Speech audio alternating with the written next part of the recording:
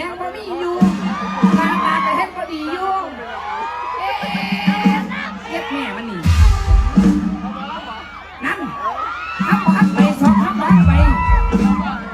เอาเก็บไปหลายคนดีผมบอกว่าผมยังไม่ประมาทมันเร็วเก็บหำดีก็มีบ้านแน่นอนบอกกันนี่กันไรโอ้บอกตัวดีสองตัวดีพยาบาลที่แจ้งสวัสดีขอเสียงเนื้อคอด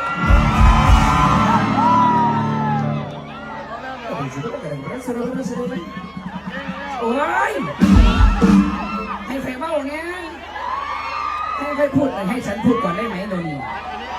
พวกเจ้าพูดนักหน้ารักหลังฉันให้โรคประสาทดู